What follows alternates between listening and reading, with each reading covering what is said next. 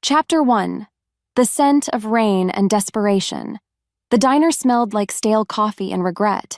Grease clung to the air, a slick film coating everything, the cracked vinyl booths, my worn-out apron, my very soul.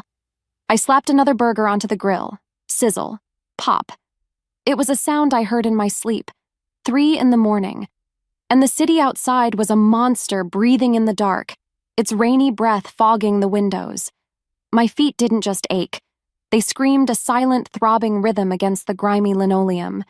This was my second job of the day, a 16-hour marathon of smiles that didn't reach my eyes and a back that felt permanently bent into a question mark. Why? Because my brother Leo was fading. He was all I had left. A wisp of a boy with eyes too old for his 17 years, tangled up in hospital sheets that smelled of antiseptic and shattered hope. The doctors used words like experimental and prohibitive, words that were just fancy ways of saying expensive. So I worked. I ran. I poured coffee for truckers with lonely eyes and cleared plates for college kids who laughed too loud, their futures bright and easy. Mine was a tightrope walk over a canyon of debt, and the rope was starting to fray. My phone buzzed in my pocket, a frantic vibration against my thigh. The hospital. My heart did a sick little flip. I snatched it up, hiding behind the industrial-sized refrigerator. "This is Aria." "Miss Vale? It's Nurse Simmons."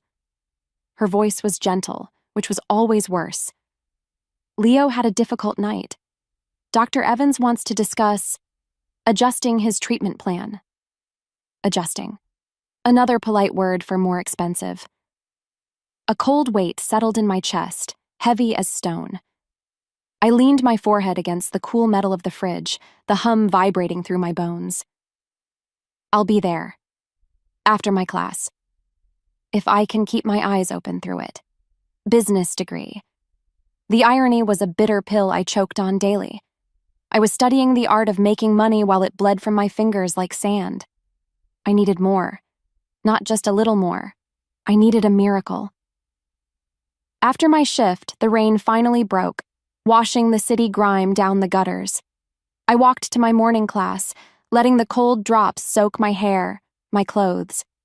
Maybe it could wash away the exhaustion, the fear. I ducked into a 24-hour print shop to fix my resume, the smell of fresh paper and hot toner a strange comfort. And that's when I saw it, pinned to a corkboard. A crisp, clean flyer standing out against a sea of faded roommate ads and lost cat posters. Blackthorn Enterprises. Personal assistant to the CEO. The name was a legend in the city, a monolith of glass and steel that scraped the clouds. The salary printed beneath it. It wasn't a number. It was a lifeline. It was Leo's next treatment. It was a breath of air after being held underwater for too long. My hands trembled as I took a picture of the ad. Blackthorn Enterprises. Run by a man they called the Wolf of the Financial District, Damian Blackthorn. A recluse. A ruthless prodigy who'd inherited an empire built on shadows and secrets. People said he was cold, untouchable, dangerous. I stared at the flyer, the rain dripping from my hair onto the floor. Dangerous didn't scare me anymore. Desperate was a whole different kind of monster. What did I have to lose? I already felt like a ghost haunting my own life. Maybe it was time to try haunting someone else's. Chapter 2. The Glass Tower. Blackthorn Enterprises wasn't just a building. It was a statement. A shard of obsidian stabbing into the gray sky, so tall it seemed to hold the clouds captive. Walking into the lobby felt like entering a different world. The air was cool and smelled of money. A clean, crisp scent mixed with something else. Something wild, like ozone after a lightning strike. Everything was chrome and black marble, reflecting a distorted version of me. A girl in a second-hand blazer that was a little too tight at the shoulders, her face pale with nerves. I felt like a stray cat that had wandered into a panther's territory. The first few interviews were a blur of polished smiles and sharp questions from women with sharper stilettos. They dissected my resume, my grades, my very existence. I kept my answers clipped, professional. My sarcasm was a shield, polished, bright, and ready. They asked why I wanted to work for a man with such a demanding reputation. "I'm not afraid of a challenge," I'd said, my voice steady, betraying none of the frantic hope clawing at my insides. Somehow, I made it to the final round. Me and 2 other candidates. A stern-looking woman with a severe haircut, Ms. Albright from HR, led us to a waiting area on the top floor. The whole world sprawled out below the floor-to-ceiling windows. It was a dizzying view, meant to remind you how small you were, how insignificant. The other candidates looked like they belonged here. Their confidence was a well-tailored suit. Mine felt like a costume. "Mr. Blackthorne will see you one by one," Ms. Albright announced, her voice leaving no room for argument. "Before you go in, you'll need to sign the final employment contract. It's a formality, of course, contingent on his final approval." She handed each of us a tablet with a document loaded onto it. The text was dense, full of legal jargon that made my head swim. I scrolled through pages of clauses about non-disclosure and corporate espionage, standard stuff. But then, near the end, there was a section that was different. The font was older, almost calligraphic, the binding of fealty. It was strange. It spoke of loyalty and service in terms that sounded medieval. It mentioned a pledge, an oath of service that was sealed upon the Alpha's acceptance. Alpha? Was that some kind of corporate slang, a weird motivational title? It had to be. This was a billion-dollar company, not some fantasy novel. It was probably just some ridiculous tradition the founder had started, too baked into the corporate DNA to remove. Outdated and harmless, Ms. Albright had called the contracts. This must be what she meant. The first candidate went in. 10 minutes later, she came out, her face ashen. The second followed. He emerged looking like he'd seen a ghost. My stomach twisted into a knot. What was in that office? Then, Ms. Albright called my name. "Arya Vale." I stood up, my legs feeling like jelly. I tapped my signature on the tablet without a second thought. My focus wasn't on the weird, flowery words. It was on Leo, on the hospital bills, on the sheer, terrifying drop I'd face if I failed. I handed the tablet back to her. The signature box glowed a faint, almost imperceptible gold for a second before fading. Strange. "He's ready for you," she said, gesturing toward 2 massive oak doors. I took a deep breath, squaring my shoulders. It's just a man, just a job. But as my hand closed around the cold, heavy door handle, a tremor ran through me. An ancient, instinctual hum that vibrated deep in my bones. A warning. Or maybe a welcome. The feeling was so primal, so deeply unsettling, I almost turned and ran. Almost. Toward Chapter 3, The Contract and the Gaze. The office was a cage of glass and sky. 3 walls were windows, looking down on the city like a god from his mountain. The 4th was a dark, polished wood, lined with books that looked like they hadn't been touched in a century. The air, that strange, wild scent of ozone and pine, was stronger here. It was intoxicating. It made the hairs on my arms stand up. And behind a desk carved from a single piece of black wood sat Damien Blackthorne. He wasn't what I expected. The pictures in magazines didn't do him justice. They couldn't capture the sheer presence of him. He was a man carved from shadows and granite, dressed in a suit so black it seemed to drink the light. His stillness was absolute, predatory. He wasn't looking at papers or a screen. He was just watching the door, waiting for me. As I stepped inside, his eyes met mine, and the world tilted on its axis. They weren't just blue. They were the color of a winter storm, crackling with an energy that struck me like lightning. A jolt went through my body, hot and sharp. Every nerve ending fizzed. It felt like I'd touched a live wire. My breath hitched. For a second, I couldn't move, pinned by the force of his stare. There was a flicker in those icy depths, a flash of something raw and possessive that stole the air from my lungs. It was gone in an instant, replaced by a cold, unreadable mask. But I'd seen it. I'd felt it. "Miss Vale," he said. His voice was a low rumble, a deep baritone that vibrated through the floor, through the soles of my shoes, and straight into my bones. It didn't just command the room, it owned it. My instincts I didn't even know I had, screamed at me. Bow. Submit. The urge was so powerful, so primal it made my knees feel weak. I fought it. I locked my knees, lifted my chin, and met his gaze head-on. I would not cower. Not here. Not now. A flicker of surprise, or maybe approval, crossed his features. He gestured to the chair in front of his desk. "Sit." The word was a quiet command, but it wrapped around me like steel chains. I sat.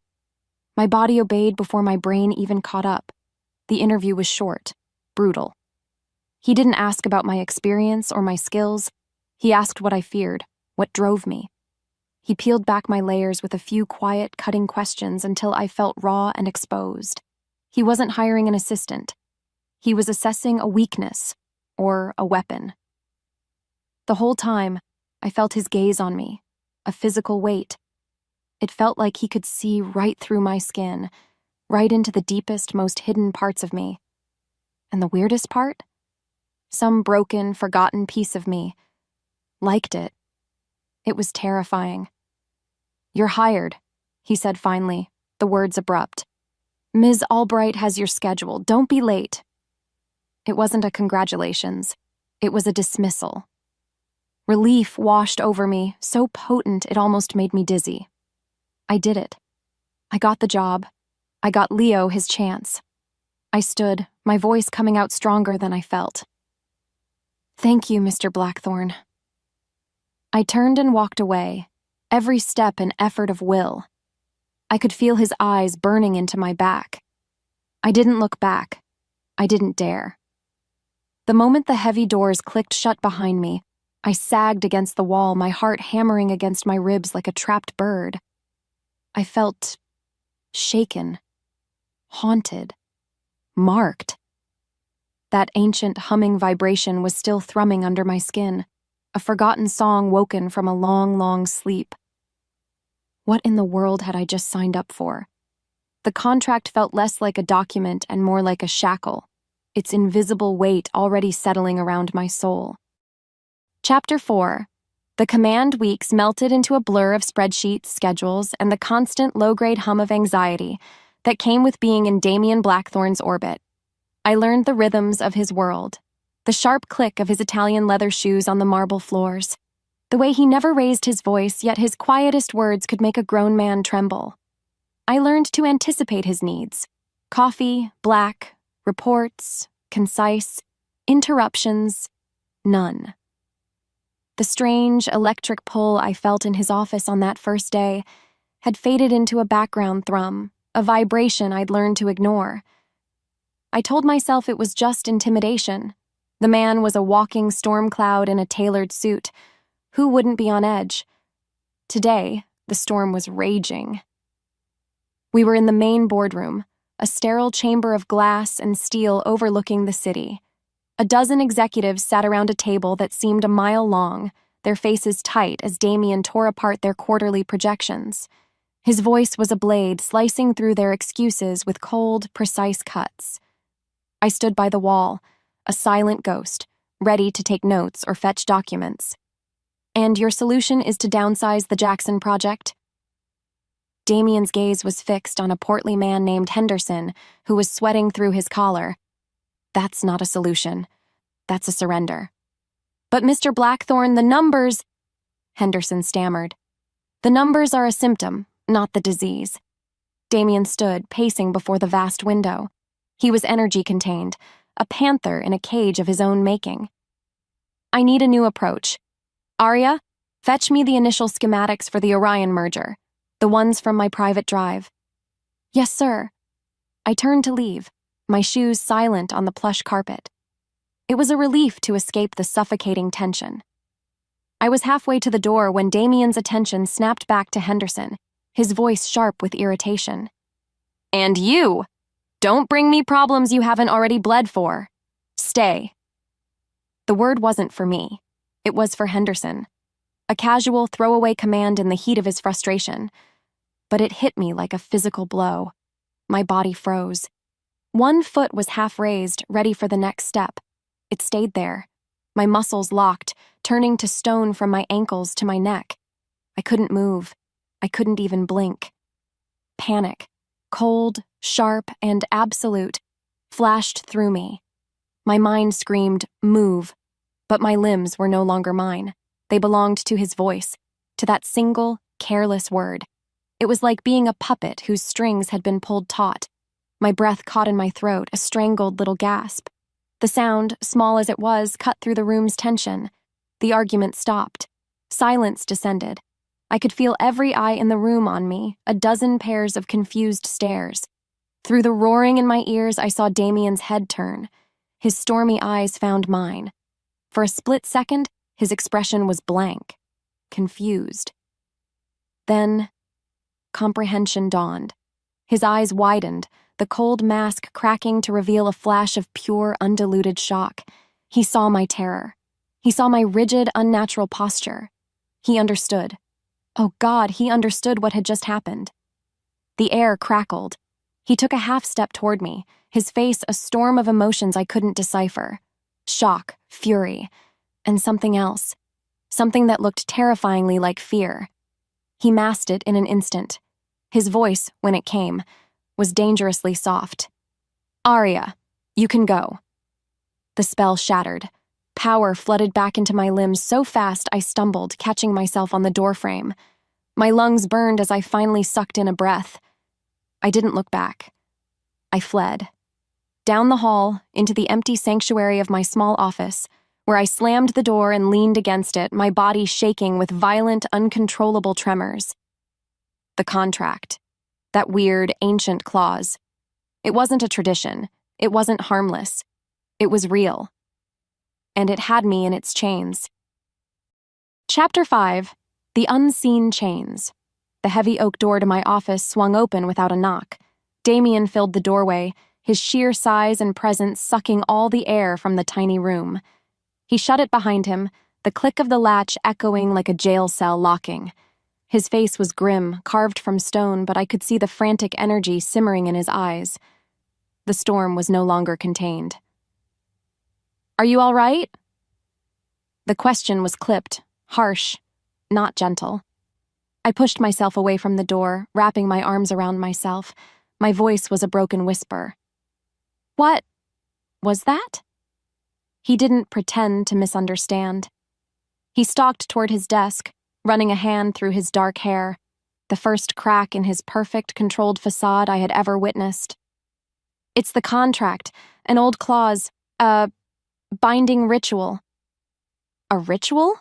I laughed, but the sound was thin and hysterical. "What are you talking about? This is a company, not a cult. You can't just own people." "I don't own you," he snarled, turning to face me. The predatory intensity was back, 100 times stronger. "It's a loyalty oath.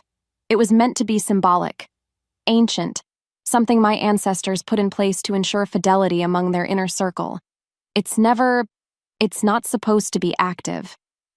"Well, it felt pretty damn active to me," I shot back, my terror finally giving way to a surge of white-hot fury. "I couldn't move, Damien. You said one word and I was a statue, a puppet. That's not a symbol, that's a cage." "I know," he bit out, his jaw tight. He looked at me, and for the first time, I saw something other than a ruthless CEO. I saw a man completely out of his depth. It's tied to the Alpha, the leader of the pack. The word from the contract. Alpha. My blood ran cold. This wasn't corporate slang. He meant it, literally. The stories, the rumors about him being a wolf on Wall Street. They were more real than I could ever have imagined. The wild scent of him, the predatory stillness, the command in his voice. It all clicked into place, a terrifying mosaic of impossibility. "The pack," I breathed, shaking my head in denial. You're not. It doesn't matter what I am," he cut in, his voice dangerously low. What matters is that the binding was triggered. It has woven itself into your life force, into your very soul. He took a step closer, his stormy eyes locking onto mine. The air between us grew thick, heavy with unspoken things. And I don't know why. I flinched back.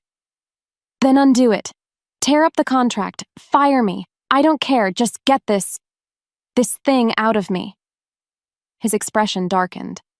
A deep, sorrowful shadow passed through his eyes, so profound it momentarily silenced my rage. I can't. What do you mean you can't? I demanded. Because it's too late, he said, his voice dropping to a gravelly whisper that chilled me to the bone. The ritual is complete, the bond is sealed, forcibly breaking a bond like this now. He paused, and the weight of his gaze was suffocating. It wouldn't just sever a contract, Arya. It would shatter you. The floor seemed to drop out from under me. Shatter me. The words echoed in the sudden, ringing silence of the room. I wasn't just trapped in a job.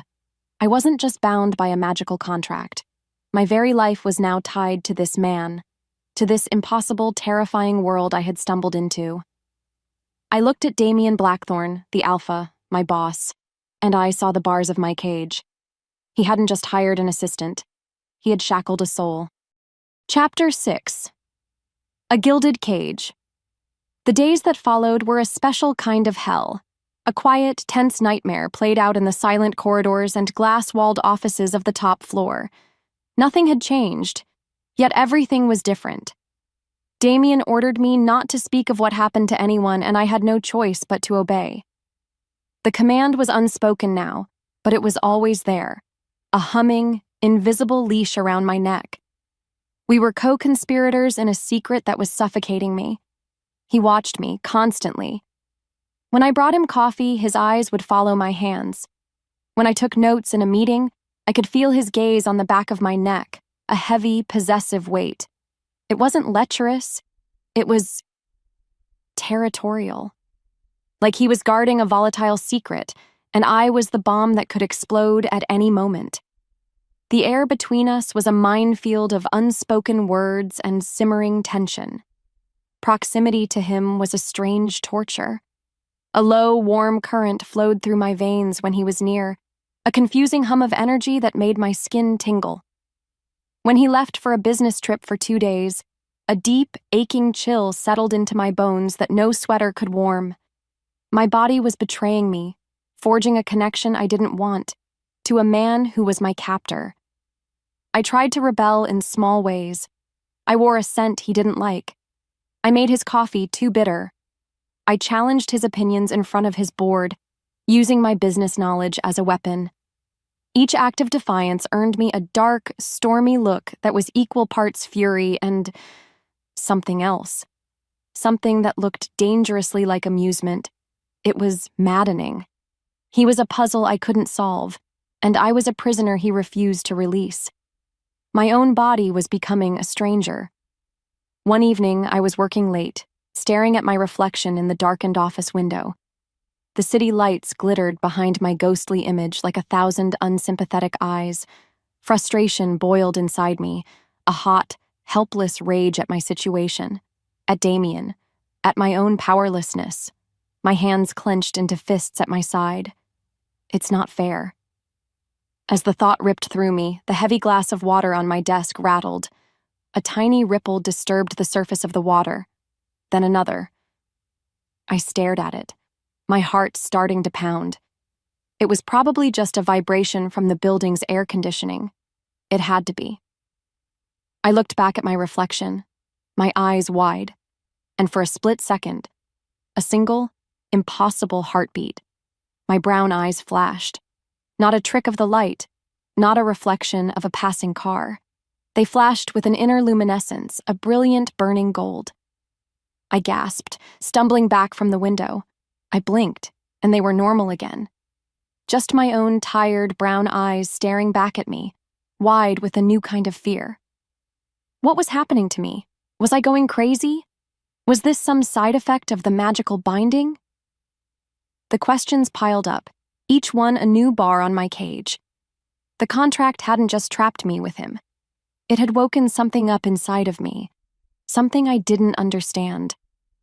I was locked in a new reality, a gilded cage where the rules made no sense and my own body was becoming an enemy. The point of no return had passed the moment I signed my name. Now, I wasn't just fighting for my freedom from Damien Blackthorne. I was fighting for my sanity, terrified of the stranger I saw staring back at me from my own reflection. Chapter 7. The awakening life became a balancing act on a razor's edge. I moved through my days at Blackthorne Enterprises like a ghost, my professional smile a perfect mask for the chaos spiraling inside me. I was efficient. I was invisible. But my body had other plans. It was staging a quiet, terrifying rebellion. Little things at first. A stack of files teetered, about to crash to the floor, and I shot my hand out to catch it. For a split second, my fingernails felt harder, thicker, sharp enough to scratch the polished wood of the credenza. I snatched my hand back, staring at my perfectly normal short nails. I must have imagined it. Then, in a meeting, a smug executive named Peterson tried to throw me under the bus for a scheduling error that was his own fault. Perhaps if Miss Vale were more attentive, he'd sneered, his voice dripping with condescension. A hot, ugly rage flared in my chest. It was so intense it felt like a furnace igniting behind my ribs. I opened my mouth to fire back a sarcastic reply, but I caught my reflection in the chrome base of a lamp. My eyes, they were glowing, a soft, molten gold, pulsing with a light of their own. I snapped my mouth shut, my heart hammering. I quickly looked down, praying no one had noticed. The light faded. It was happening more and more. These impossible, terrifying glitches in my reality. The nights were worse. Sleep offered no escape. It dragged me into a world of shadow and pine, a forest that existed only in my mind. Every night I dreamed of him, a massive black wolf. He was enormous, a creature of myth, with fur like spun midnight and eyes the color of a winter storm. Damien's eyes. In the dreams, he never hurt me. He just watched. He would stalk the edges of a clearing where I stood, his presence a heavy, possessive blanket. I could smell the storm on his fur, feel the low rumble of his growl in my own chest. Sometimes, he would nudge my hand with his cold, wet nose, and a jolt of pure lightning would shoot up my arm. I'd wake up tangled in my sheets, my body slick with sweat, a strange, hollow ache in my core. The dreams felt more real than my waking life, and they left me with a desperate, confusing longing for something I couldn't name. One morning, after a particularly vivid dream, I was a wreck. My hands were shaking so badly I could barely hold my coffee cup. I was heading to the executive lounge to grab a file when I heard voices from inside. Damien's and Peterson's. "Absolutely unacceptable," Peterson was saying, his voice loud and indignant. "She's insubordinate. She questioned my authority in front of the entire board." I froze, my hand on the door. Damien's reply was dangerously quiet, a low, silky threat. "Are you questioning my choice in staff, Peterson?" "Of course not, sir, but she answers to me, not you. Her attentiveness, as you so eloquently put it, is my concern. And I assure you, she has my full attention." The unspoken warning in his voice was so sharp it could cut glass. "Now, if you ever belittle my assistant in public again, you will find your own position here is no longer required. Am I clear?" A choked silence followed. Then a mumbled, "Yes, Mr. Blackthorne." I backed away from the door, my heart pounding. He had defended me. But it didn't feel like a boss protecting his employee. It felt like a wolf marking his territory. The invisible leash around my neck tightened, and I felt the terrifying, thrilling pull of it. Chapter 8. The Pain of Distance. I needed to feel normal, even for just one night. I needed to prove to myself that I was still Aria Vale, a regular 23-year-old girl, not some creature in a cage, dreaming of wolves. There was a guy in my night class, Alex. He was sweet, with a boyish grin and kind eyes. He'd asked me out for coffee a dozen times. I'd always said no. Too busy. Too tired. Too broken. But now, rebellion was a fire in my blood. I needed to prove Damien's hold on me wasn't absolute. So I said yes. Putting on a simple dress felt like an act of war. Every swipe of mascara, every spritz of perfume was me shouting into the void, I am my own. The entire time I was getting ready, a low, persistent ache throbbed behind my eyes, a dull chill that had nothing to do with the autumn air. I ignored it. I had to. The date started nice. We went to a small Italian restaurant downtown, a place filled with the warm smells of garlic and basil, the cheerful clatter of plates and conversation. Alex was easy to talk to. He complained about our finance professor and told me a funny story about his dog. I found myself smiling, a real, genuine smile. For an hour, I felt like me again. The weight in my chest seemed to lift. The invisible chains loosened. Maybe I could beat this.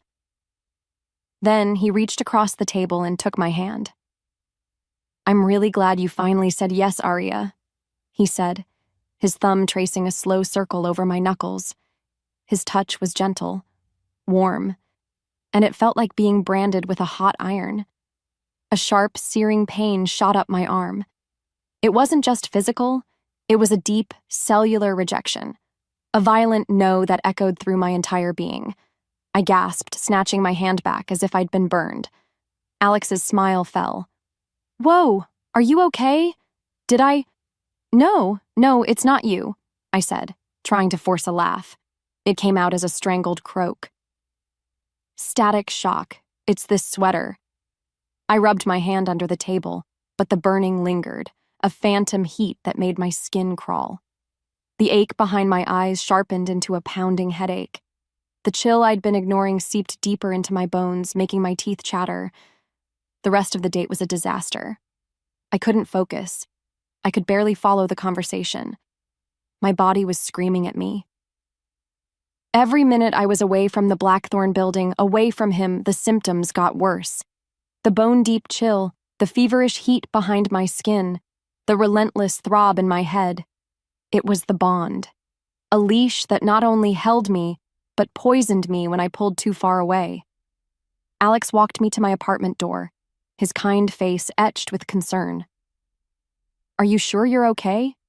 You look really pale. I'm fine. Just a long week, I lied. He hesitated, then leaned in, his intention clear. He was going to kiss me. Panic seized me. If his touch on my hand felt like fire, what would a kiss feel like? I turned my head at the last second, and his lips brushed my cheek. Even that small contact sent another wave of revulsion and pain through me. It felt wrong, a betrayal. My body, my very soul, was rejecting him because it already belonged to someone else. I mumbled a hasty goodbye and practically fell into my apartment, locking the door behind me. I sank to the floor, wrapping my arms around my shivering body. The date hadn't been an act of freedom. It had only shown me the true nature of my prison. There was no escape. The bond didn't just want my loyalty, it wanted all of me. Chapter 9. The Scent of Arrival. I had to go back. I'd left the Orion merger files, the very ones Damien had asked for earlier in the week, on my desk. Using it as an excuse, I fled my apartment. Fled the ghost of Alex's touch on my cheek. The moment my taxi pulled up to the gleaming obsidian tower, the aching chill in my bones began to subside. The headache lessened. My body craved proximity to him, and the realization made me feel sick with helplessness. The top floor was silent and dark, lit only by the emergency lights and the glittering diamond blanket of the city below. My office was just as I'd left it. I grabbed the files, my hands still trembling slightly. I should have just gone straight back to the elevators. I shouldn't have looked. But I saw a light on under his door. A single, golden line in the darkness. He was still here. My heart started to pound, a heavy, nervous rhythm. I should leave. I really should just leave. But my feet moved on their own, carrying me toward his office. I pushed the door open a crack. He was standing by the window, his back to me, staring down at the city he owned. He hadn't heard me. I could slip away. "Where were you?" His voice was a low growl in the silent room. He didn't turn around, but I knew he was talking to me. I forgot these," I said, my voice barely a whisper, holding up the files like a shield. He finally turned. His face was all sharp angles and shadows, but his eyes were black pools of something I had never seen before, a raw, primal fury that made the air crackle. He took a slow, deliberate step toward me, then another. He moved with a terrifying grace, a predator closing in on its prey.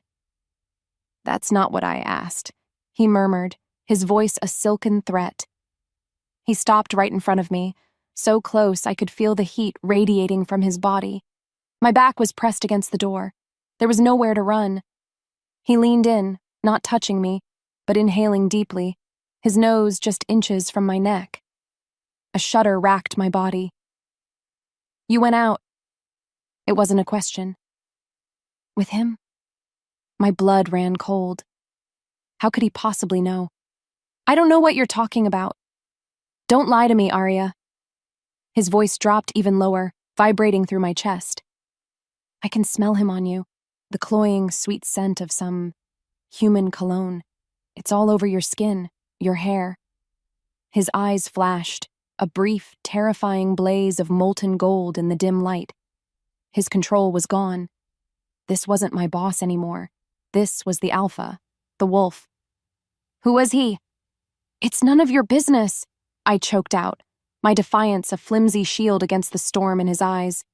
A low growl ripped from his chest, an inhuman sound that vibrated against my own ribs. He braced a hand on the door next to my head, caging me in. His other hand came up, his fingers gently tracing the line of my jaw, sending sparks of fire and ice through my veins. His touch wasn't painful like Alex's had been. It felt like coming home, like a missing piece of my soul clicking into place. And that terrified me more than anything. "Everything about you," he growled, his gaze dropping to my lips, "is my business." He leaned closer, and for a heart-stopping moment, I thought he was going to kiss me. The air was thick with a tension so powerful it was a living thing. I saw the war in his eyes, the man fighting the beast. The beast was winning. His control snapped. But at the last second, with a guttural snarl of frustration directed at himself, he pulled back. He slammed his fist into the door next to my head, the wood groaning in protest. The sound echoed in the silent office like a gunshot. He was breathing heavily, his chest rising and falling, his eyes blazing. He was on the edge, and I had pushed him there. He stared at me for one more long, searing moment, his expression a chaotic mix of rage, possession, and something that looked terrifyingly like pain.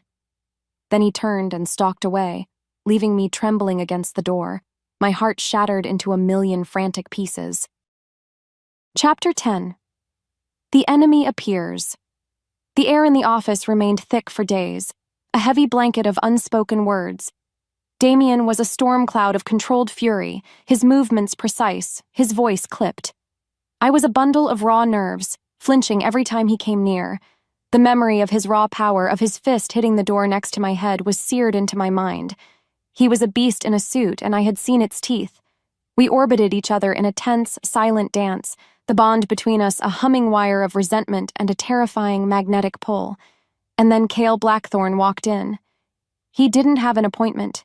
He just appeared, striding past the terrified receptionist like he owned the place. If Damien was a creature of shadow and granite, Kyle was a creature of fire and smoke.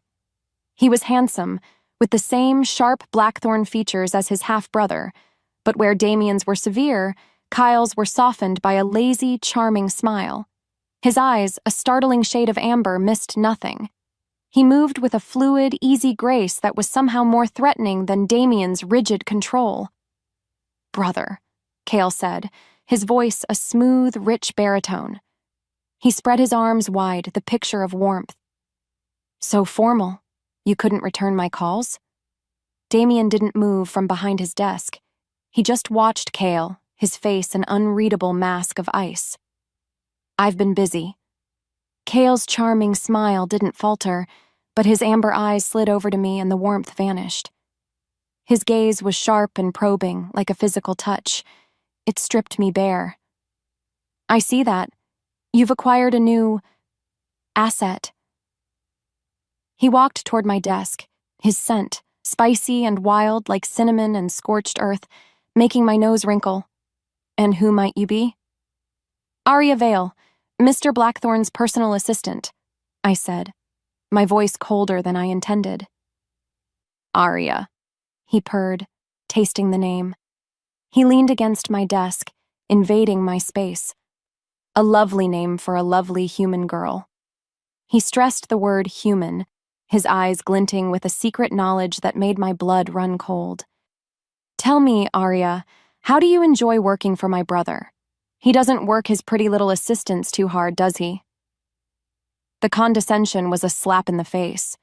Before I could respond, Damien's voice cut through the air, sharp as a razor.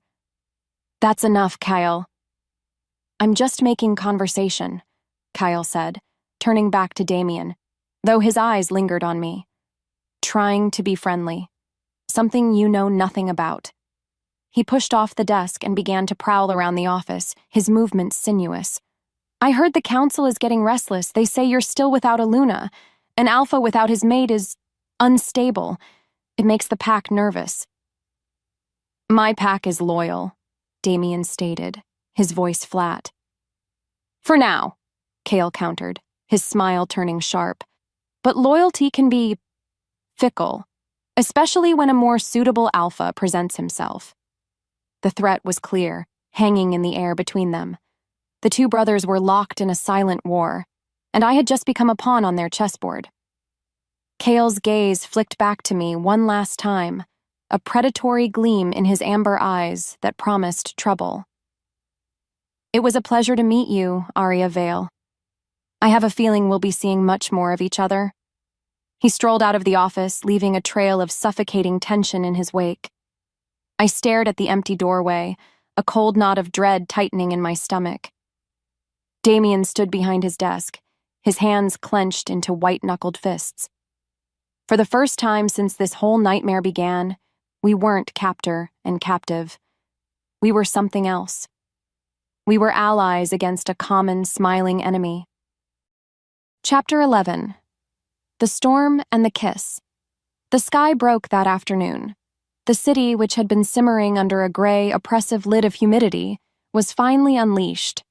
Rain came down in blinding sheets, and thunder cracked the sky open, the sound rattling the massive windows of the tower. It was a storm that matched the one raging inside my own chest. Kale's visit had left me deeply unsettled, and the tension with Damien had only grown, coiling tighter and tighter until it felt like the air itself was about to snap. Just before 5, the lights flickered. Once, twice. Then, with a low groan, the entire floor plunged into darkness. The hum of the computers, the air conditioning, the very lifeblood of the building, all gone. The only light was the frantic strobing flash of lightning outside, which threw the office into stark, monstrous silhouettes.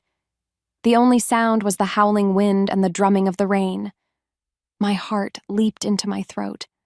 I was trapped. Trapped on the top floor of a skyscraper in a blackout. With him. Stay put. Damien's voice came from the darkness, a low rumble that was somehow comforting and terrifying all at once. I heard him moving, a dark shape against the strobing window. A minute later, a small flame flickered to life.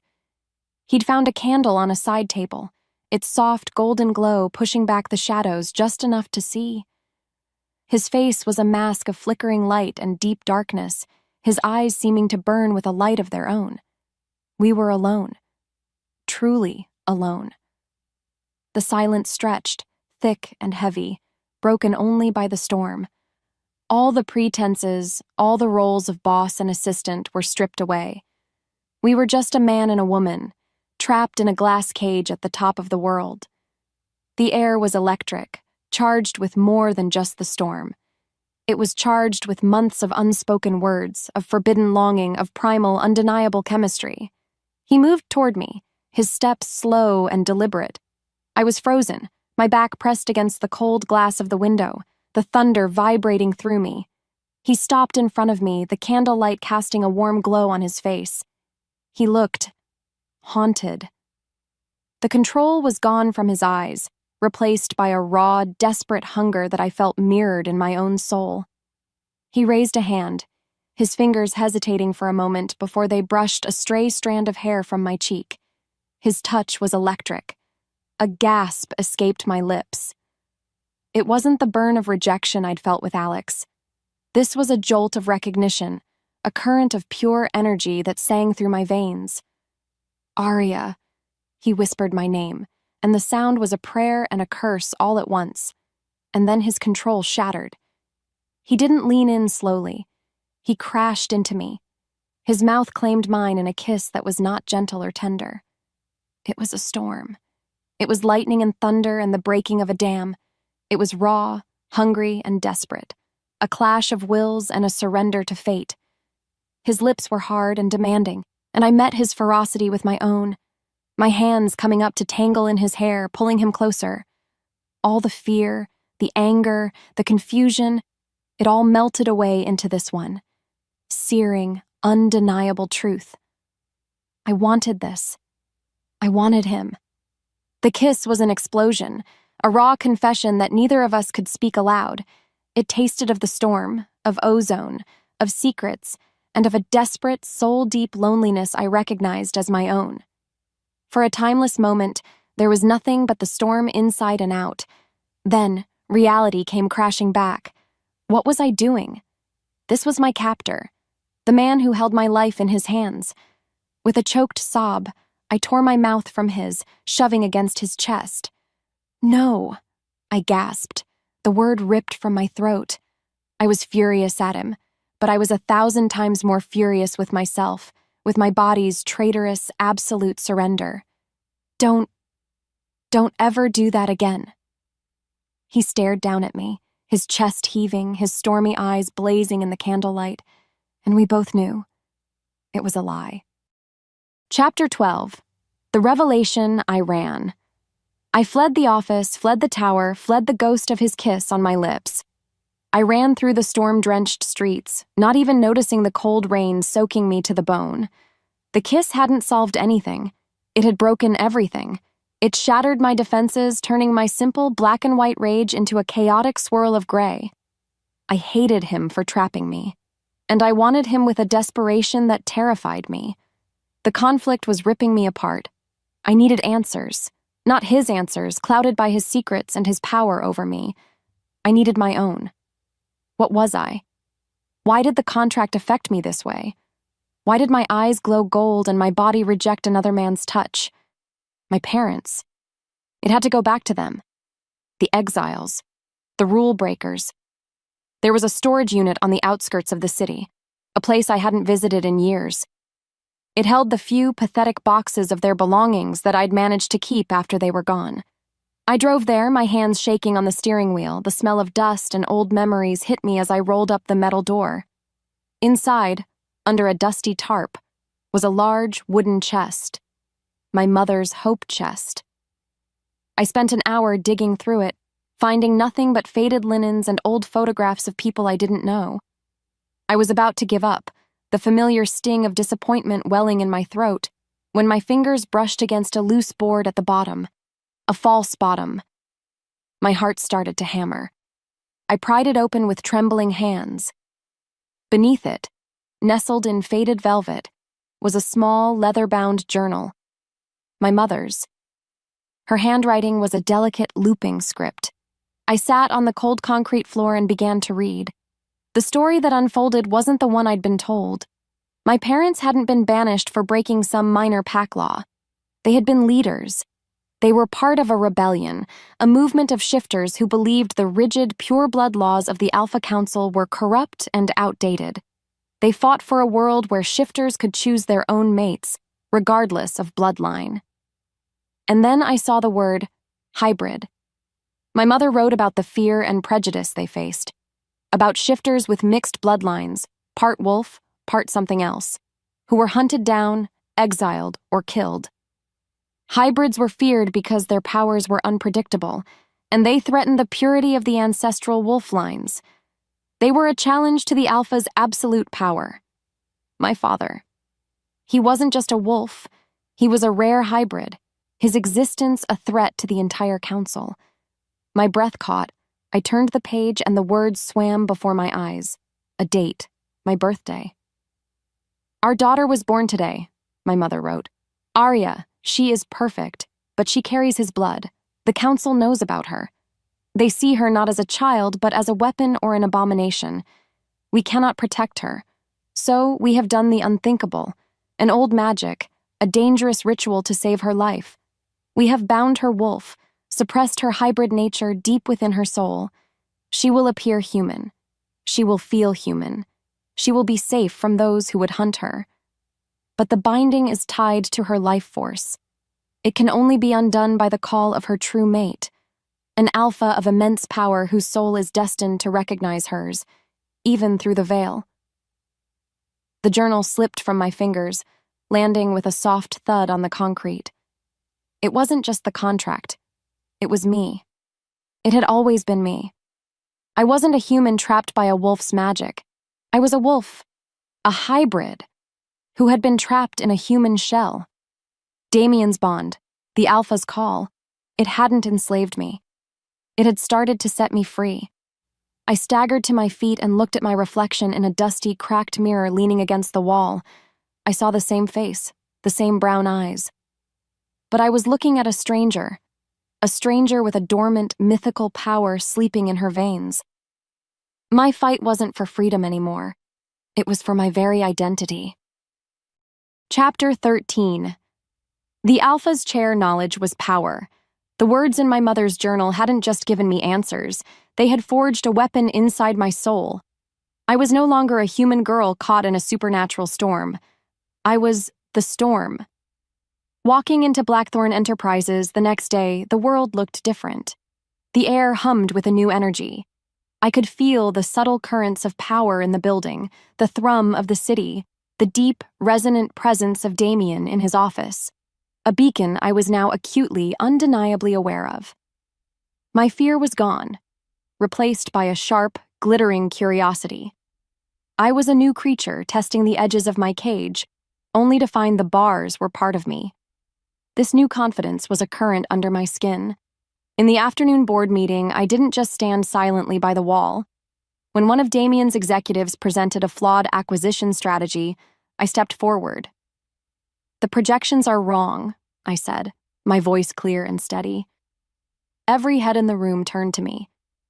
You haven't accounted for the volatility in the overseas supply chain. Your risk assessment is a fantasy. The executive sputtered, but Damien silenced him with a look. He stared at me, his stormy eyes narrowed, not with anger, but with a new, searching intensity. He saw the change in me. Explain, he commanded. And I did. I laid out the flaws, citing market data and geopolitical factors, my business degree finally feeling like more than a piece of paper. I was challenging his top people. I was challenging him. The room was silent when I finished. Damien's expression was unreadable, but I saw a flicker of something in his eyes. Respect. And a hint of something wilder. Something that recognized the shift in me on a primal level. That night, we worked late. The silence between us no longer just tense, but filled with a new, simmering awareness. He was at his desk, and I was supposed to be finishing a report.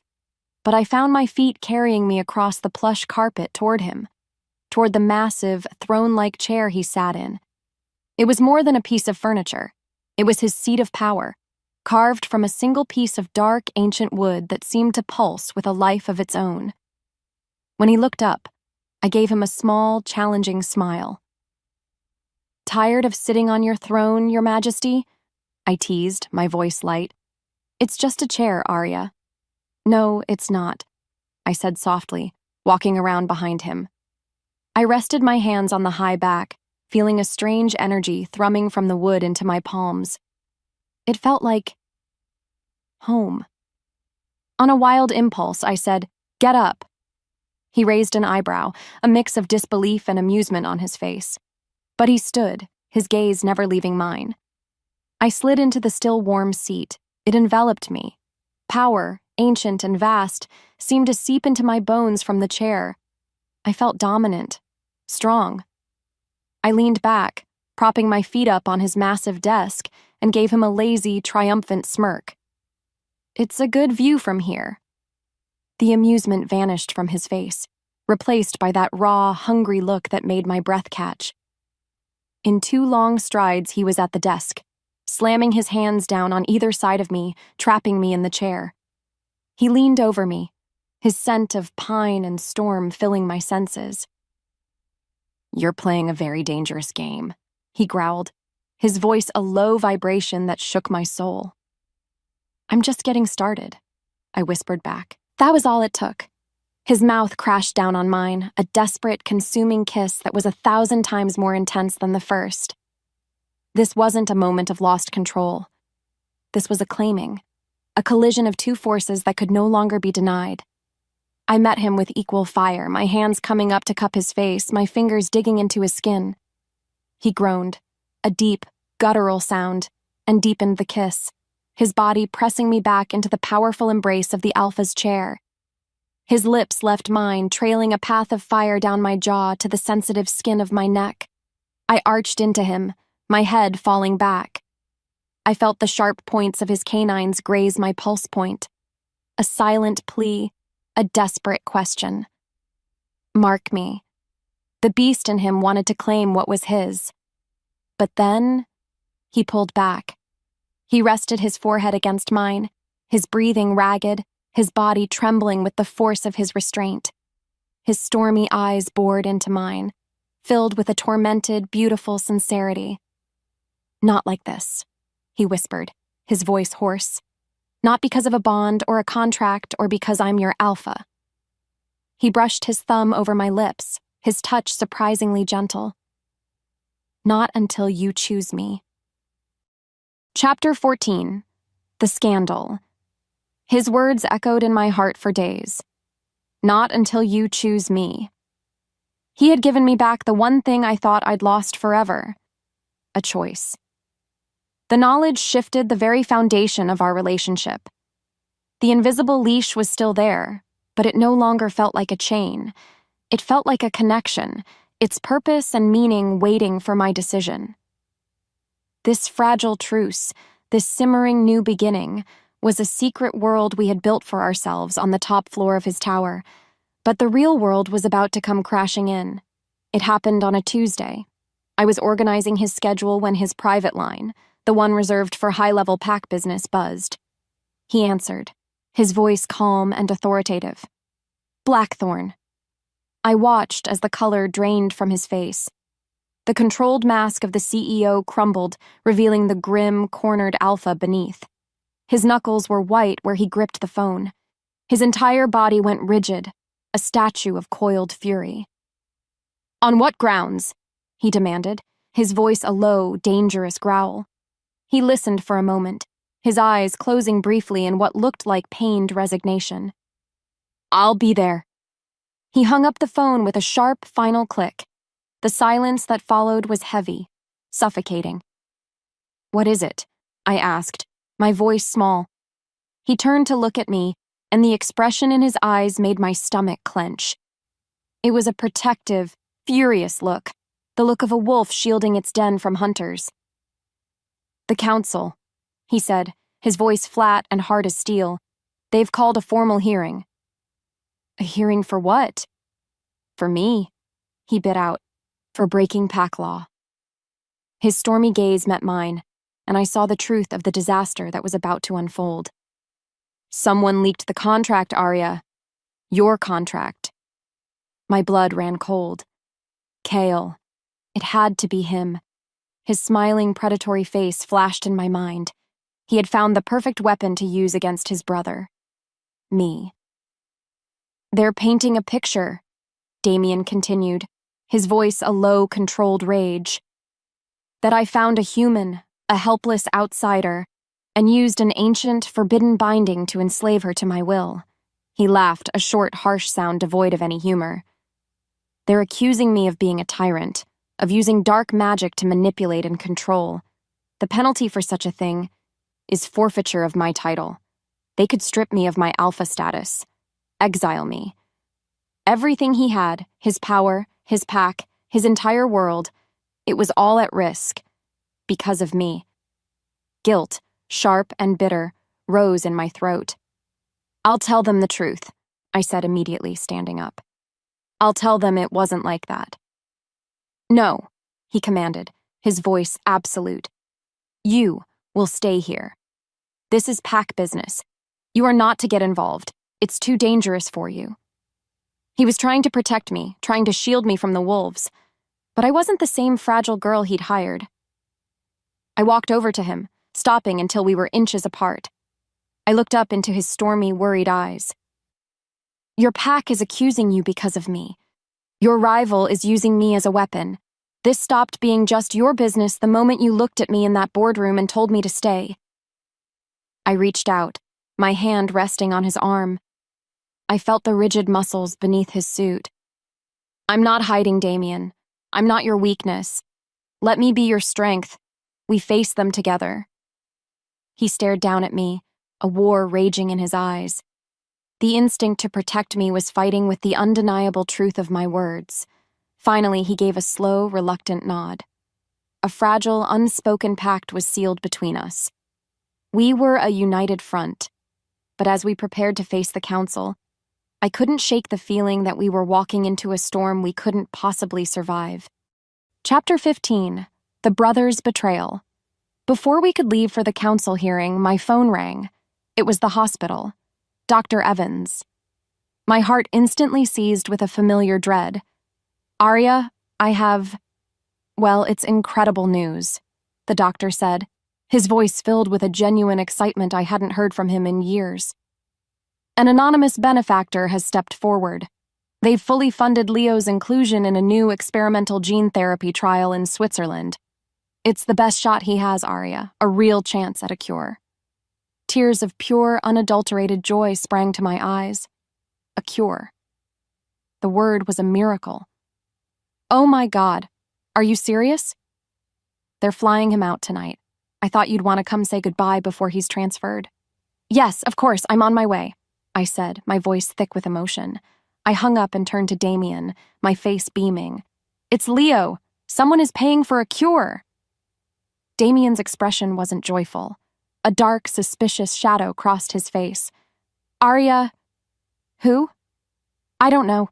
It's anonymous. It's a miracle, I said, grabbing my purse. I have to go. I have to see him.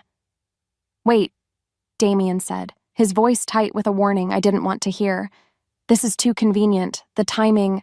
Don't, I said, shaking my head, refusing to let him ruin this. Don't you dare spoil this. This is the best news of my entire life. I ran from the office, leaving him standing there, his face a grim mask of foreboding. I practically flew to the hospital, my heart soaring. I burst into Leo's room, a wide, happy grin on my face. Leo, did you hear? My smile froze and died on my lips. Leo was sitting up in bed, looking pale and scared. And in the chair next to his bed, looking perfectly at home, was Cale Blackthorn. He gave me his lazy, charming smile, but his amber eyes were cold as ice. Arya, he said smoothly. Wonderful news about your brother, isn't it? I'm so glad I could help. The world stopped. The doctor's words echoed in my head. An anonymous benefactor. The timing. Damien's warning. It all crashed down on me with the force of a physical blow. No, it couldn't be. You?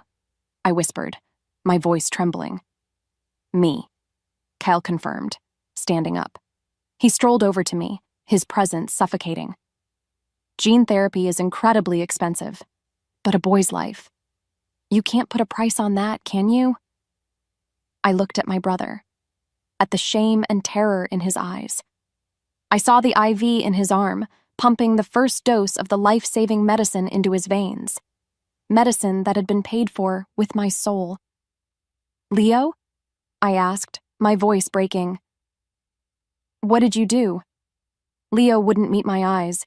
He just stared down at his thin hands, his guilt a tangible thing in the sterile room. "Don't be too hard on him," Kyle purred, his voice a venomous caress in my ear. "He just answered a few questions for me.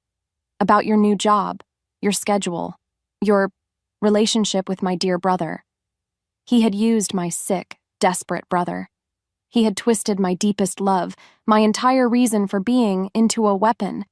The betrayal was so profound, so absolute, it hollowed me out, leaving nothing but a cold, aching void. "What do you want?" I asked, my voice dead.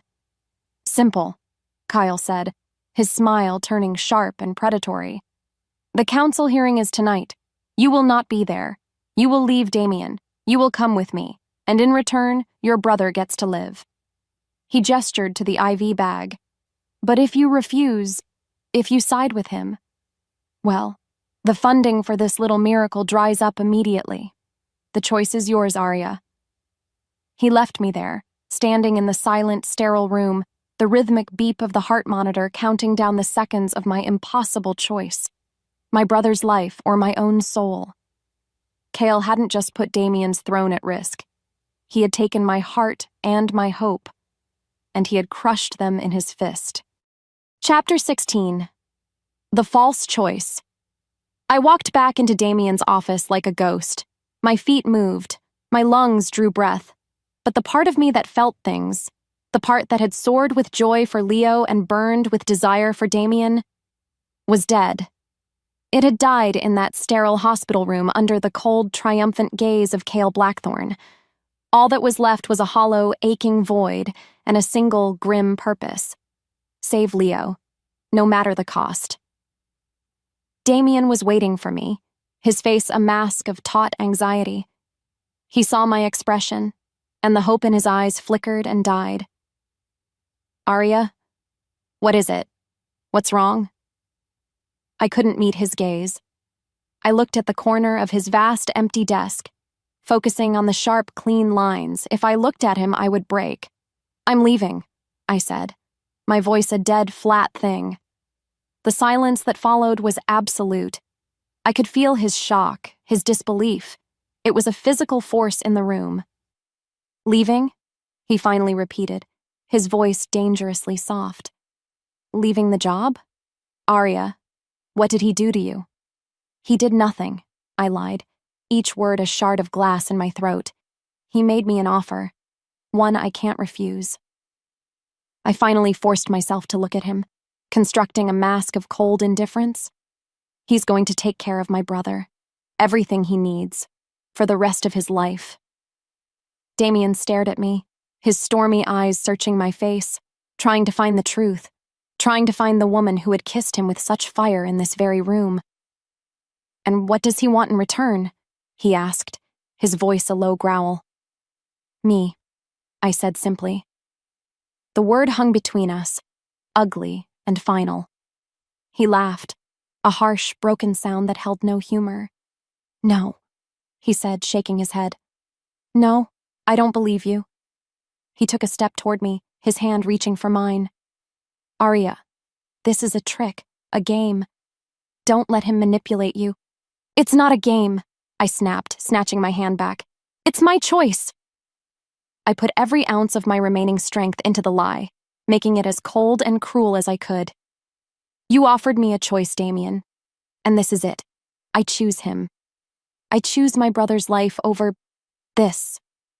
I waved a hand vaguely, encompassing the office, him, the invisible bond between us. This was a mistake. The contract, the kiss, all of it. The hurt that flashed in his eyes was so profound, so devastating, it almost brought me to my knees. It was a raw, open wound, and I had just poured salt in it. In a blink, the hurt was gone, replaced by a terrifying glacial fury. The temperature in the room seemed to drop 20 degrees. The man disappeared, and only the alpha remained. "I see," he said, his voice a blade of ice. "You've made your decision." "I have." "Then get out," he snarled, turning his back on me to face the window, his entire body rigid with a control that was barely holding him together. "Get out of my office. Get out of my building. And don't ever let me see your face again." His words were a dismissal, an exile. They were the sound of my own heart shattering. I wanted to scream, to tell him the truth, to beg him to understand. But I couldn't. Leo's life was on the line. So I turned, and I walked away. Each step was an agony, tearing the bond between us thread by painful thread. I didn't look back. I couldn't bear to see the ruin I had left behind. I had made my choice. I had saved my brother. And in doing so, I had just destroyed the only two men I had ever truly loved. Chapter 17. The Challenge. The Pack Council Chamber was an ancient stone amphitheater hidden deep beneath the city, a place of grim tradition and brutal judgment. Damien stood in the center, alone. The rejection from Arya had hollowed him out, leaving behind a cold, dangerous emptiness. He was an alpha on the brink, his control a threadbare cloak around a raging blizzard of pain and fury. The council members, old gray wolves in expensive suits, watched him from their tiered seats, their faces like stone masks. They could smell his weakness, his heartbreak, and so could Kale. He stood on the opposite side of the chamber, looking utterly triumphant. His amber eyes gleamed with malice. "You see, esteemed council," Kyle began, his voice echoing in the cavernous space. "I told you he was unstable. He forms a forbidden manipulative bond with a human girl, putting our entire pack at risk. And for what? For her to publicly reject him, to choose me instead." He let the words hang in the air, a public testament to Damien's failure. He cannot control his territory. He cannot even control his own chosen mate. He is not fit to be alpha. Damien remained silent, his face a mask of ice, but his hands were clenched so tightly his knuckles were white. An old wolf, the head of the council named Marcus, rose to his feet.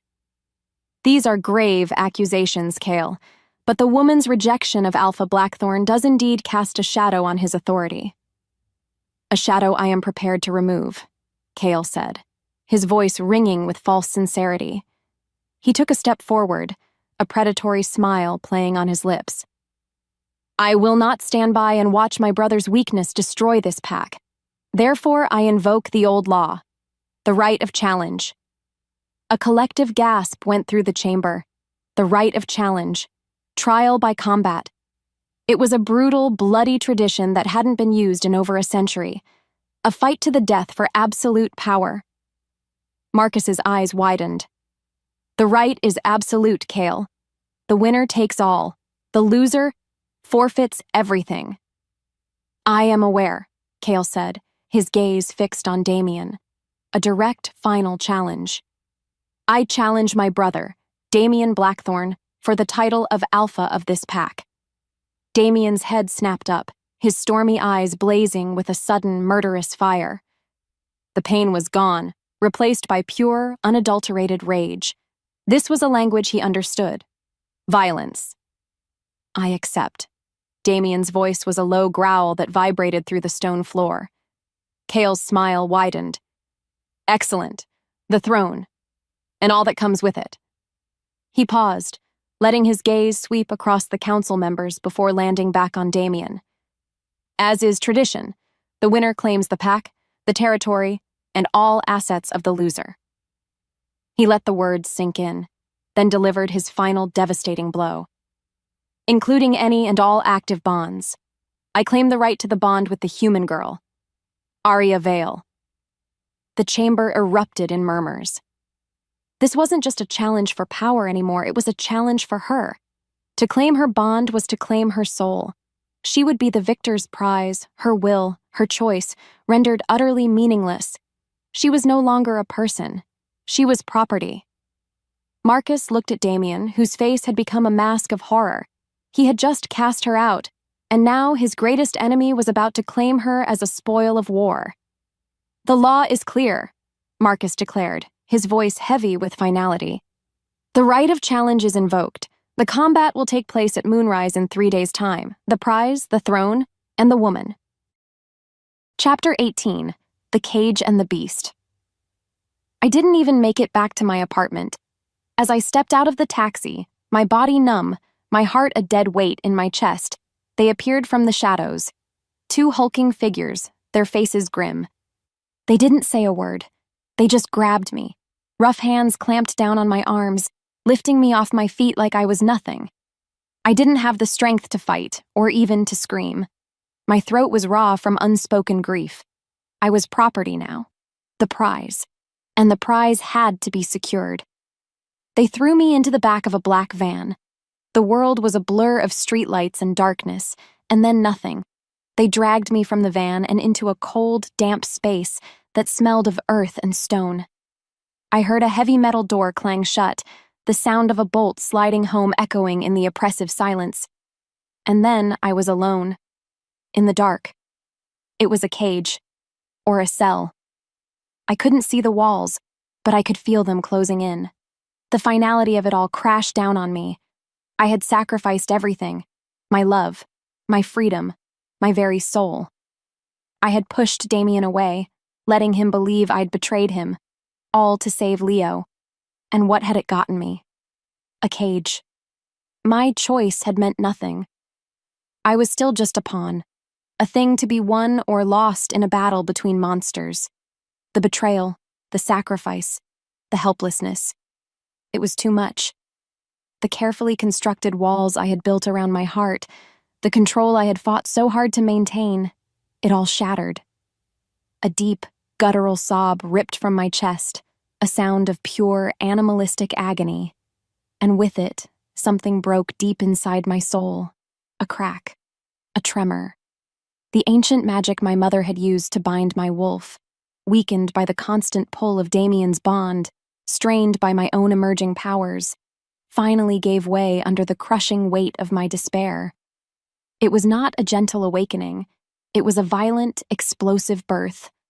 A fire ignited in my blood, searing through my veins. My bones felt like they were on fire, shifting, breaking, reforming. Pain, blinding, and absolute, tore through me. I screamed, but the sound that came out wasn't human. It was a raw, guttural roar, filled with a lifetime of repressed rage and instinct. My senses exploded. The darkness was no longer absolute. I could see the faint outlines of the stone walls, the glint of moisture on the floor. I could smell the fear scent of the guards outside the door, the distant, tantalizing aroma of the night air. The city's heartbeat was a drum against my new, hypersensitive ears. The human girl named Arya Vale, the one who cried and feared and sacrificed, was gone, burned away in the crucible of her own pain. In her place was something else, something ancient, something powerful, and something utterly, completely feral. My thoughts were no longer words. They were images, instincts, cage, trap, enemy. A snarl ripped through my chest, a low, rumbling promise of violence. My vision sharpened, the world shifting into a spectrum of heat and movement. The last vestiges of my human consciousness flickered and died, swallowed by a tidal wave of pure, untamed instinct. All that was left was the beast, a cornered animal, brimming with a power it didn't understand, driven by a single, all-consuming thought. Hunt. Chapter 19. The Choice Rage. Hunger. The sharp, coppery tang of fear from the men outside the stone walls. My world was a symphony of scent and sound, of instinct and impulse. The bars of the cage weren't metal.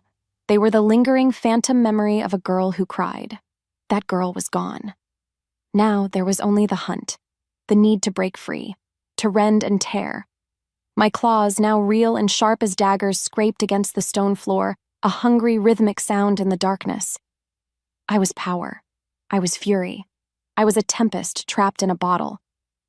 Then, a new scent cut through the chaos. It sliced through my feral haze like a lightning bolt in a midnight sky. Pine, rain, the ozone of a coming storm. It was the scent of my dreams, the scent of the man who was both my captor and something else. Something my soul recognized even when my mind was gone. Mate. The word was not a thought, but a deep, resonant hum that vibrated through my new, powerful body. A thunderous crash echoed from outside, followed by the choked-off cries of the guards. The heavy, bolted door to my cell didn't open. It exploded inward, ripped from its hinges and thrown across the room by a force of pure alpha rage. Damien stood in the ruined doorway, a silhouette against the dim light of the corridor. He was no longer the man in the suit. His eyes were blazing with a silver lupine light.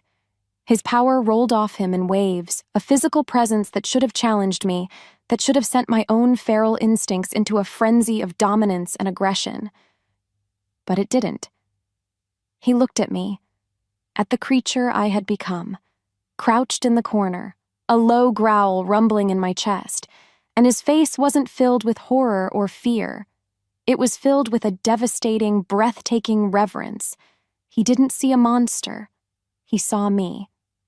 "Arya," he said, his voice a low, gentle rumble that soothed the storm inside me where a command would have enraged it.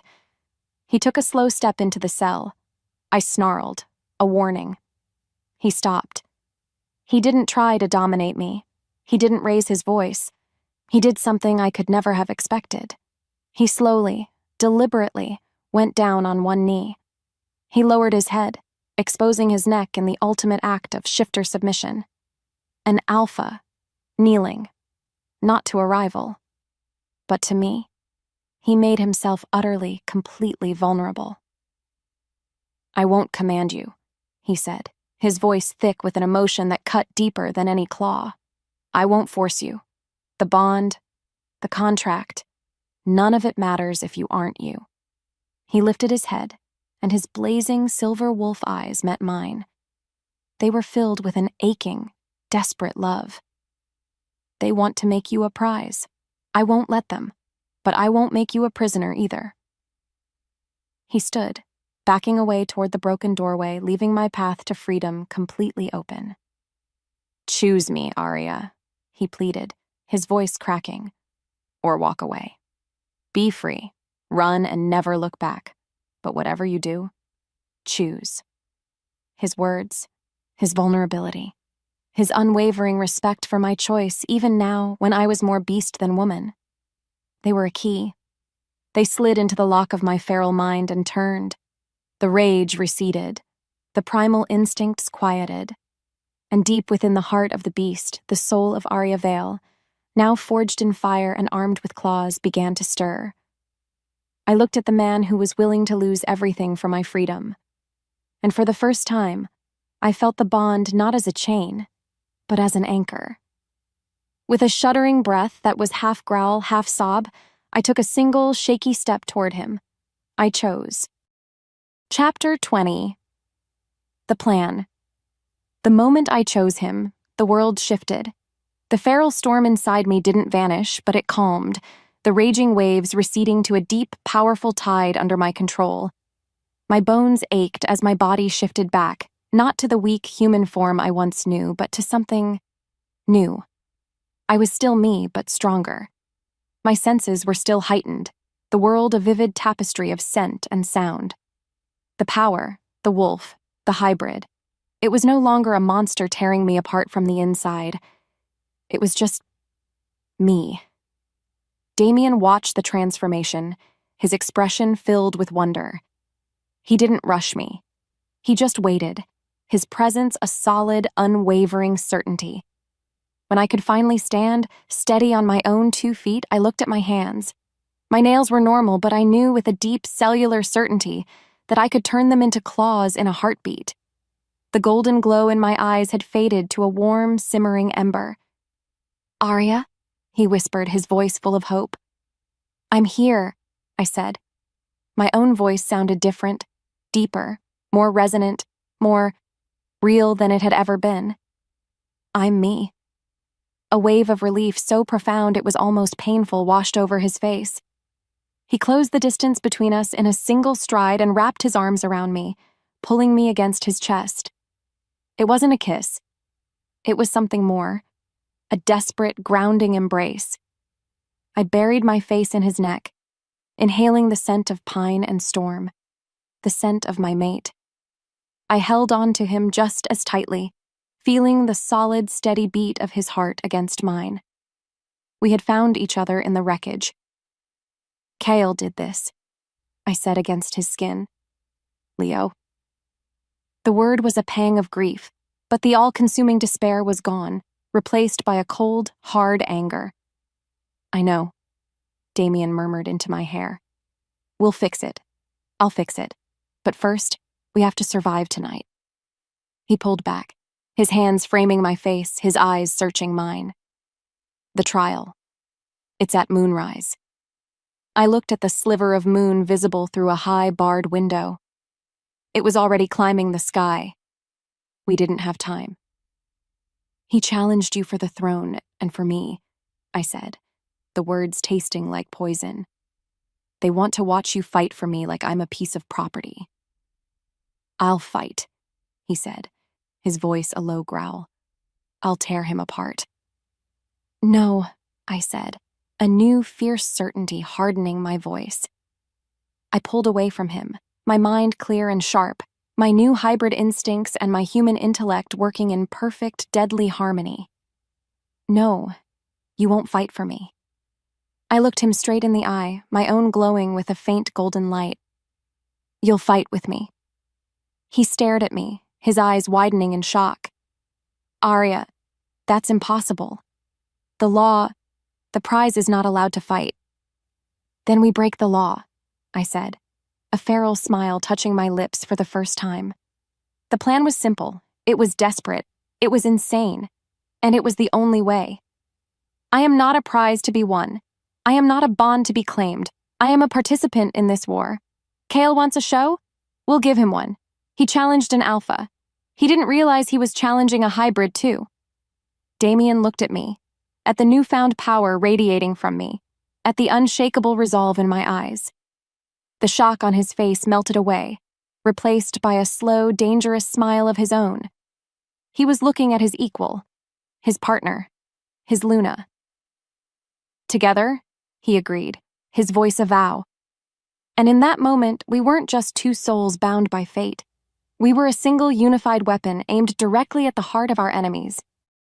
Chapter 21. The race to the climax. We moved through the shadows like ghosts.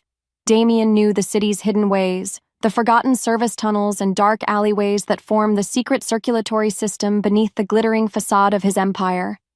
The air was thick with the smell of damp earth and decay, but to my heightened senses, it was a roadmap. I could smell the path ahead, the subtle shifts in air currents, the faint, acrid scent of Cale's pack members patrolling the streets above. We didn't talk much. We didn't need to. We moved in a synchronized, unspoken rhythm, a predator and his mate on the hunt. His powerful, deliberate strides were matched by my own swift, silent steps. A new, powerful grace had settled into my limbs. I felt faster, stronger, more alive than I had ever been. We were a team, our strengths complementing each other perfectly. As we neared the hidden entrance to the amphitheater, two figures dropped down from a fire escape in front of us, blocking the narrow alley. Kyle's men. They were big, brutish wolves, their faces twisted into sneers. The prize is supposed to stay in its cage, one of them snarled. Before Damien could even move, I acted. Instinct and training I never knew I had took over. I exploded forward, a blur of motion. I didn't use claws or fangs. I used the element of surprise. I slammed my palm into the first guard's chest, using my newfound hybrid strength to send him staggering back into a pile of trash cans. The second guard lunged for me. Damien intercepted him, a low, warning growl ripping from his chest. The two alphas crashed into each other, a whirlwind of muscle and fury, but I wasn't going to just stand by. I spun, my leg sweeping out and knocking the first guard's feet out from under him as he tried to stand. He went down with a hard grunt. Damien dispatched his opponent with a brutal, efficient series of blows, leaving the man groaning on the ground. He turned to me, his silver eyes wide with a mixture of shock and pride as I stood over the second unconscious guard. "You're a natural," he said, a hint of awe in his voice. "I had a good teacher," I replied, my gaze flickering to him. Desperation. We shared a look, a moment of profound understanding and connection in the midst of the chaos. We were stronger together. The realization settled between us, a silent, unbreakable vow. We continued on, the urgency pressing down on us. We could hear the low murmur of the crowd from the amphitheater now, the sound echoing through the stone tunnels. We were close. But were we too late? We burst through a final, heavy door and into the back corridors of the ancient chamber. The air was thick with the scent of power, of anticipation, of bloodlust. We could hear the voice of Marcus, the council head, echoing from the main chamber. And with no challenger present, Alpha Damien Blackthorn forfeits the right. By the old law, the title, the territory, and the bond with the woman Arya Vale now passed to. "Not so fast!" My voice, amplified by the chamber's acoustics, cracked through the hall like a whip. Every head turned as Damien and I stepped out of the shadows and into the torchlight of the arena floor. A collective gasp rippled through the pack. We stood side by side, his eyes blazing silver, my own glowing gold. We were not a broken Alpha and his lost prize. We were a united front, ready for war. Chaol, who had been standing with his arms raised in premature victory, slowly lowered them, his charming smile replaced by a look of pure, venomous hatred. The trial wasn't over. It had just begun. Chapter 22. The Trial. The silence in the amphitheater was a held breath. Chaol laughed, a low, ugly sound that echoed off the ancient stones. "Fighting with you? The prize doesn't get a say in its own battle." He lunged, not at me, but at Damien, his movements a blur of ruthless speed. The fight for the throne had begun. It was a battle of two alphas, a brutal dance of power and hate. Damien was a storm of raw, focused strength, his blows landing with the force of a battering ram. Chaol was a viper, quicker, his style filled with cruel, flashy moves designed to wound and humiliate. He was younger, and his rage made him reckless and deadly. He dodged one of Damien's powerful lunges and sliced his claws across my mate's ribs. Damien roared, a sound of pure pain and fury, and staggered back. That was the moment. My moment. Chaol saw Damien falter and moved in for the kill, his lips peeled back in a triumphant snarl. He wouldn't get the chance. I moved. I didn't run. I flowed. My hybrid nature wasn't just about strength. It was about a grace and speed that pure-blooded wolves didn't possess. I was a whip-crack of motion, a shadow that moved between heartbeats. I slammed into Chaol from the side, my shoulder connecting with his ribs with a sickening crunch. He flew sideways, shock and agony warring on his face. He'd never even seen me coming. He scrambled to his feet, his amber eyes blazing with disbelief and hatred. "You! Hybrid bitch!" he snarled. "This is between you and me," Damien growled, moving to stand in front of me, shielding me despite his injury. I put a hand on his arm, stopping him. "No," I said, my voice ringing with a power that made the entire chamber fall silent. "It's between him and us." We moved together. It wasn't a planned attack. It was pure instinct, a symphony of shared intent. Damien was the thunder, his raw power forcing Chaol onto the defensive, every blow a hammer strike. I was the lightning. I moved around them, a blur of motion, my attacks fast and precise. I was a distraction, a phantom menace that Chaol couldn't track. I would land a sharp kick to the back of his knee, forcing him to stumble into one of Damien's powerful punches. When he turned to slash at me, Damien would be there, catching his arm. We were a perfect, deadly unit. The brute strength of the alpha and the surgical, impossible speed of the hybrid. Chaol was powerful, but he was alone. He was fighting a single two-headed beast that anticipated his every move. He grew desperate, his attacks becoming sloppy. He lunged for me, his claws extended, murder in his eyes. But Damien was there. He caught Cale's arm, his own claws sinking deep.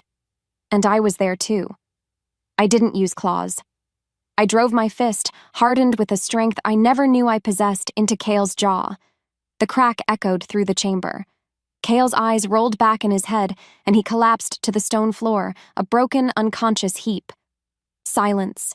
The fight was over. We had won. Damien and I stood over our defeated enemy, breathing heavily, our bodies bruised and bleeding, but our gazes locked. We stood not as alpha and mate, but as partners, as equals, as victors. Chapter 23. The Judgment. Damien stood tall, his hand finding mine in the center of the silent arena. Our victory was absolute, but as I looked at the faces of the council members, I saw no celebration. I saw only grim, stony judgment. Marcus, the council head, rose slowly to his feet, his ancient eyes fixed on us. "The right of challenge is concluded," he declared, his voice booming through the chamber. "Cale Blackthorn is defeated.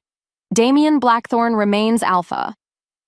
A few scattered cheers broke out from the crowd, but Marcus raised a hand, silencing them immediately. "However," his voice sharpened, "a grave law has been broken here tonight. The sacred right was defiled. Alpha Blackthorn fought not alone, but with this woman, an outsider, a hybrid of unknown lineage." His gaze fell on me, filled with disdain. "Our law is clear. To interfere in a right is a capital offense. To bring a non-pack entity onto the floor of combat is an act of treason against our traditions." "She is my mate," Damien growled, his protective stance unwavering. "She is your prize, according to the right you accepted," Marcus shot back. "And for this transgression, for putting your bond before the law, this council has no choice. We declare your victory void. You are stripped of your title. Damien Blackthorn, you are hereby exiled." A wave of shock and outrage rippled through the pack. Exiled. After everything, we had still lost. But I wasn't the same girl who had walked into this world weeks ago. I wasn't a prize. I wasn't a victim. And I would not be exiled. I let go of Damien's hand and stepped forward, my gaze sweeping across the council. "What law?" I asked, my voice ringing with a power that commanded their attention. "A law that makes me a prize? A law that calls me an outsider when my own blood runs deeper in this world than you can imagine?" I reached into my pocket and pulled out the crumpled, hated document that had started it all. The contract. "You speak of bonds and laws. This is the only law that ever bound me to him." And in front of the entire pack, I ripped the contract in two. A collective gasp echoed in the chamber. "No law binds me," I declared, letting the pieces of paper flutter to the stone floor. "No contract owns me. No alpha claims me against my will." I turned and looked at Damien, my heart in my eyes. I choose him, and he chooses me. I faced the council again, my body starting to hum with a power I could no longer contain. A soft, golden light began to emanate from my skin. "You want to follow your old broken laws? Fine. But the pack follows its heart. And a pack needs a Luna." I let my power flare, the golden light washing over the amphitheater. It was not a challenge. It was a declaration. I was here. I was hybrid. I was mate. And I was their Luna, whether their laws accepted me or not. And then, something incredible happened. A young wolf in the front row, his eyes wide with awe, slowly went down on one knee, then another and another. Across the chamber, pack members began to kneel. Not to Damien, not to the council. They knelt to me. They were not bowing to a law. They were bowing to a leader. The council stood frozen, their authority crumbling to dust in the face of the pack's undeniable choice. Chapter 24. The Claiming. We stood on the balcony of his penthouse office, the city glittering below us like a carpet of fallen stars. The chaos of the trial felt a world away. The pack had chosen. The council, their power broken, had been forced to stand down. We had won. Not just the fight, but the war for our future. The air was cool and crisp, a gentle breeze washing over us. Damien stood behind me, his arms wrapped around my waist, his chin resting on my shoulder. We didn't speak for a long time. We just breathed. We breathed in the victory, the peace, the quiet certainty of what we had become.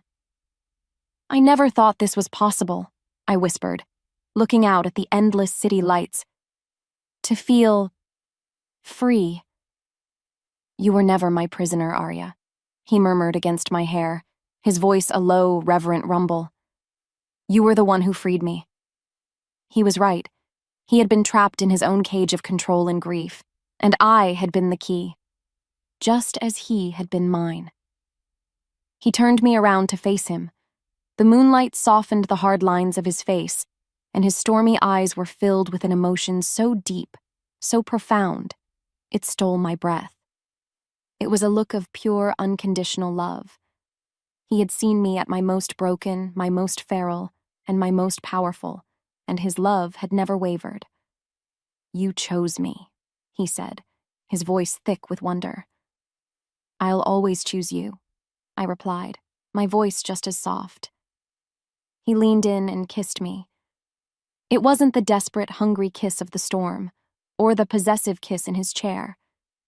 This was a kiss of promises kept, of battles won. It was slow and tender, and filled with a universe of unspoken vows. When he pulled away, his eyes were blazing with a soft, silver light. It was time.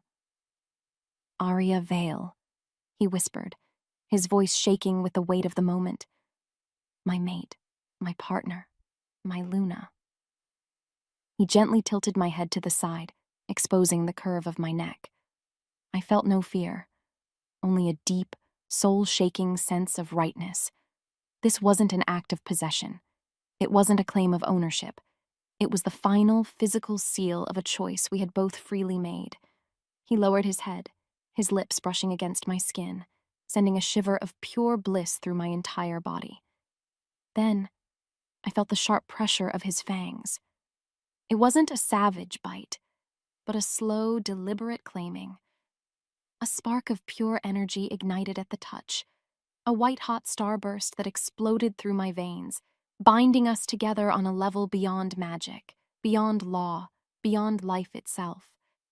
I felt his soul merge with mine, his strength becoming my strength, my heart beating in time with his. The bond, once a chain, was now a glorious, unbreakable anchor. When he pulled away, 2 small marks remained on my neck, a permanent testament to our vow. He rested his forehead against mine, his eyes closed, a single tear tracing a path down his cheek. We were one. He was mine, and I was his. Not by contract, not by fate, but by choice. We stood together in the moonlight, looking out at the city that was now ours to protect. Our journey had started in desperation and fear, but it had led us here, to a new beginning, forged in fire and rebellion, and sealed with a love that would redefine their world forever.